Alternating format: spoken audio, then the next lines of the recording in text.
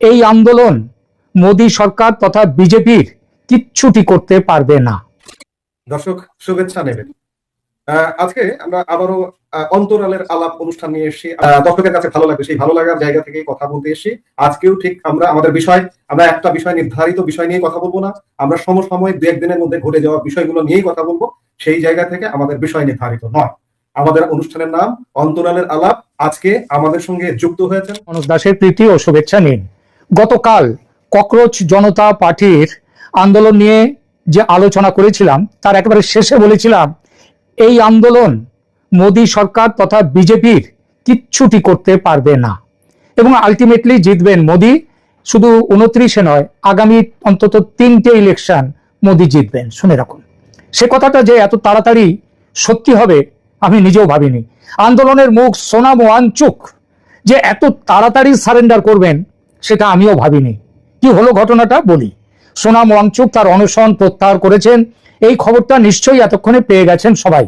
এই খবরের তাৎপর্য বিশ্লেষণ করার জন্য এখনকার এই প্রতিবেদনটি, মানে হঠাৎ কি এমন হলো যে সোনাম ওয়াংচুক তিনি সারেন্ডার করে দিলেন, সেই ব্যাখ্যায় যাব। তবে সেই ব্যাখ্যায় যাওয়ার আগে একবার এই খবরটিতে চোখ বুলিয়ে নেওয়া যাক, যেটা বিভিন্ন সংবাদ মাধ্যমে বেরিয়েছে। সংবাদ মাধ্যমগুলোতে যে খবরগুলো বেরিয়েছে তার থেকে জানা যাচ্ছে 3টে বিশেষ আশ্বাস পেয়ে অনশন ভেঙেছেন সোনাম ওয়াংচুক।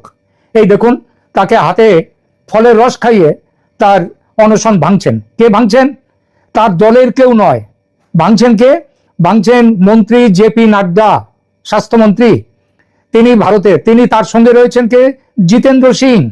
তারা কোথায় ককরোচ পার্টি, তার সতীর্থরা কোথায় কংগ্রেস, তাদের হাত থেকে উনি খাচ্ছেন না ফলের রস, খাচ্ছেন এখানে। দেখলেন তো? 3টে আশ্বাস তিনি পেয়েছেন। কি সেই আশ্বাসগুলো? বিভিন্ন সংবাদ সংস্থার প্রতিবেদনে বলা হয়েছে ভারত সরকারের পক্ষ থেকে 3টে আশ্বাস পাওয়ার পরই 26 দিনের অনশন ভাঙার সিদ্ধান্ত নিয়েছেন সমাজকর্মী পরিবেশবিদ সোনাম ওয়াংচুক। শুক্রবার সকালে সামাজিক যোগাযোগ মাধ্যমে একটি ভিডিও পোস্ট করে এই শর্তগুলির কথা জানিয়েছেন তিনি নিজেই। কি বলেছেন শর্তগুলো? ওয়াংচুক জানিয়েছেন যন্তর মন্তরের শান্তিপূর্ণ প্রতিবাদে যোগ দেয়া আন্দোলনকারীদের বিরুদ্ধে কোনো মামলা রুজু হবে না বলে লিখিত প্রতিশ্রুতি দিয়েছে সরকার। 20 জুলাই সংসদ অভিযানে অংশ নেয়া আন্দোলনকারীদের বিরুদ্ধে আইনি পদক্ষেপ না নেওয়ার আশ্বাসও দেয়া হয়েছে। এটা ছিল দ্বিতীয় প্রতিশ্রুতি। আর তৃতীয় ভিডিও বার্তায় ওয়াংচুক আরো জানিয়েছেন দেশে পরীক্ষা ব্যবস্থার ত্রুটিগুলো নিয়ে সংসদে আলোচনা করবে সরকার এবং দেশের বিরোধী দলগুলো। এই বিষয়ে খেয়াল করবেন কথাটা, দেশে পরীক্ষা ব্যবস্থা ত্রুটিগুলো নিয়ে সংসদে আলোচনা করবে সরকার এবং দেশের বিরোধী দলগুলো। এ পর্যন্ত কি ছিল? এ পর্যন্ত ছিল সরকার আলোচনা করতে চাইছে আর বিরোধী দলগুলো তারা এই আন্দোলনকে সমর্থনের নামে বয়কট করছিল আলোচনা। আর ওয়াংচুক বললেন না, তারা এখন এই আলোচনা করবে। তাদের কাছ থেকে মত নিয়ে বলেছেন? না, তাদের কারো কাছ থেকে মত নেননি, কিন্তু বলেছেন তারা করবে, কারণ তিনি জানেন এগুলো করতেই হবে। এই বিষয়ে কেন্দ্রের কাছ থেকে লিখিত আশ্বাস মিলেছে বলে ওয়াংচুক জানিয়েছেন। এর পাশাপাশি কেন্দ্র আবার কি জানিয়েছে? সেন্ট্রাল গভর্নমেন্ট তারা বলেছে নিটের প্রশ্নপত্র ফাঁসের পর যেসব শিক্ষার্থীরা আত্মহত্যা করেছে তাদের পরিবারকে পর্যাপ্ত ক্ষতিপূরণ দেওয়া হবে তাও বলেননি, কিন্তু বলেছেন বিষয়টি ইতিবাচক ভাবে বিবেচনা করে দেখবে কেন্দ্র। ব্যাপারটা বুঝলেন? মোদী সরকারের পক্ষ থেকে এই 3 প্রতিশ্রুতি পাওয়ার পরেই বৃহস্পতিবার রাতে অনশন প্রত্যাহার করে নিয়েছেন ওয়াংচুক। অনশন প্রত্যাহারের পর শুক্রবার সকালে প্রথম ভিডিও পোস্ট করেন ওয়াংচুক এবং সেখানে তিনি বলেন গত 2 দিন ধরে আমি খুব কঠোরভাবে দর কষাকষি করছিলাম। খেয়াল করবেন আবার কতটা, আমি দর কষাকষি করছিলাম খুব কঠোরভাবে, মানে আমরা নই, তার সঙ্গে কেউ নেই, তিনি একা দর কষাকষি করেছেন সরকারের কাছে এবং সরকারের কাছে থেকে লিখিত আশ্বাস চাইছিলাম। এগুলো করতে 2 দিন সময় লেগেছে, তাই আমাকে আরো 2 দিন অনশন চালিয়ে যেতে হয়েছে। অবশেষে আজ সরকার লিখিত আশ্বাস দিল। আর ওয়াংচুক অনশন প্রত্যাহার করার পরেই মোদী সাহেব তিনি কি করলেন? প্রধানমন্ত্রী এক পোস্টে তিনি জানালেন সোনামজিকে, মানে সোনাম ওয়াংচুককে, আমার অনুরোধ আপনি চিকিৎসকদের পরামর্শ মেনে চলুন, দৈনন্দিন কাজে ফিরুন। বুঝলেন ব্যাপারখানা? মোদী এই জন্যই হচ্ছেন মোদীজি মোদী। নরেন্দ্র মোদী কেন এই টানা অনশনে ক্রমশ ওজন কমে যাওয়া ওয়াংচুক দ্রুত সুস্থ হয়ে উঠবেন বলেও আশা প্রকাশ করেন প্রধানমন্ত্রী। এটা গেল আজকের ব্রেকিং নিউজ, খবরের একটা দিক। আর একদিকে কি চলছে? সংবাদ সংস্থাগুলো আরো জানিয়েছে, সোনম ওয়াংচুক অনশন প্রত্যাহার করে নিলেও আন্দোলনে অনড় থাকবে ককরোচ জনতা পার্টি।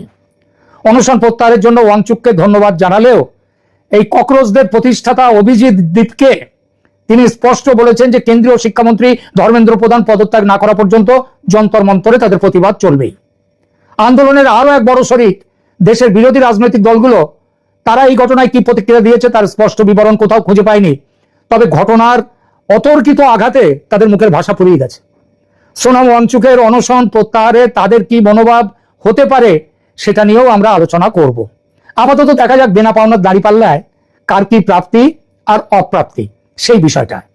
ওয়াংচুক ভিয়েনা থেকে ঘোষণা দিয়েছিলেন ধর্মেন্দ্র প্রধানকে শিক্ষামন্ত্রীর পদ থেকে না হটালে এবং লাদাখকে সংবিধানের ষষ্ঠ তফসিলের বিশেষ রাজ্যের মর্যাদা না দিলে তিনি দিল্লিতে এসে অনশনে বসবেন, এবং যে সে অনশন নয়, ফার্স্ট আনটিল ডেথ, আমৃত্যু অনশন।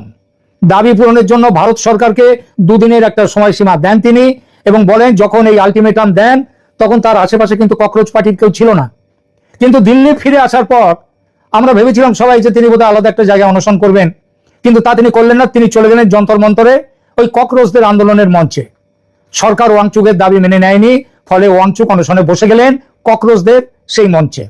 কিন্তু মুহূর্তে ককরোচদের যে আন্দোলন সেটা একেবারে বিশাল মোমেন্টাম পেয়ে গেল।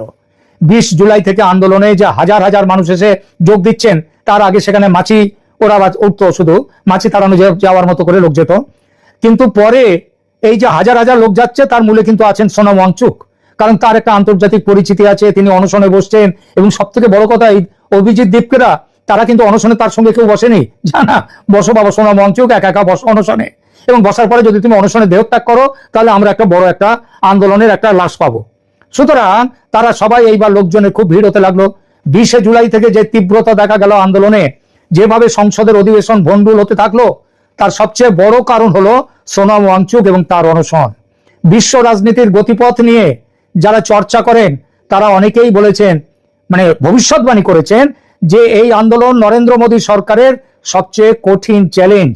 কারণ এই চ্যালেঞ্জ আসছে কোত্থেকে? ডিপ স্টেট থেকে, ভায়া কলম্বো, ঢাকা, কাঠমান্ডু হয়ে দিল্লি এসেছে। কিন্তু কি হয় সবাই যখন ভাবছে, তখনই আজ ভোরে ওয়াংচুক ঘোষণা করলেন তিনি অনশন প্রত্যাহার করলেন। কারণ সরকার প্রতিশ্রুতি দিয়েছে। সেই প্রতিশ্রুতিগুলো কি অনশন বসার সময় যে দাবি ছিল সেই ব্যাপারে?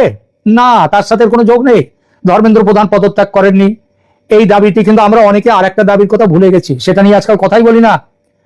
ওয়াংচুক বলেছিলেন লাদাখ নিয়েও একটা দাবি ছিল, লাদাখকে সংবিধানের ষষ্ঠ তফসিলে আনতে হবে, রাজ্য করতে হবে, সেখানকার জমি জমা বাইরে কেউ কিনতে পারবে না, মানে আবার সেই কাশ্মীরের 370 ধারা নিয়ে আসতে হবে, সেই রকমই।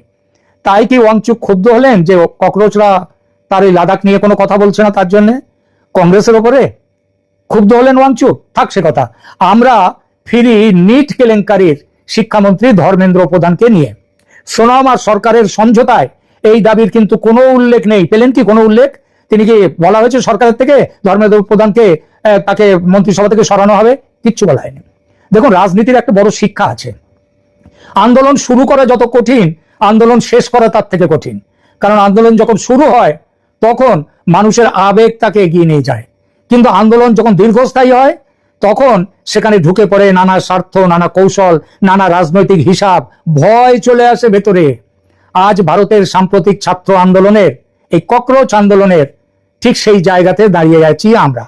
সোনম ওয়াংচুক অনশন ভেঙেছেন সরকারের সঙ্গে টানা আলোচনার পর, এবং অনশন ভাঙার সময় তিনি একটি অত্যন্ত তাৎপর্যপূর্ণ কথা বলেছেন, দেশের স্বার্থে এবং যাতে আর হিংসা না বাড়ে সেই কারণেই তিনি এই সিদ্ধান্ত নিয়েছেন।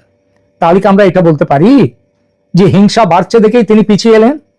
এই একটি বাক্যই সম্ভবত গোটা আন্দোলনের ভবিষ্যৎ রাজনীতির সবচেয়ে গুরুত্বপূর্ণ সূত্র।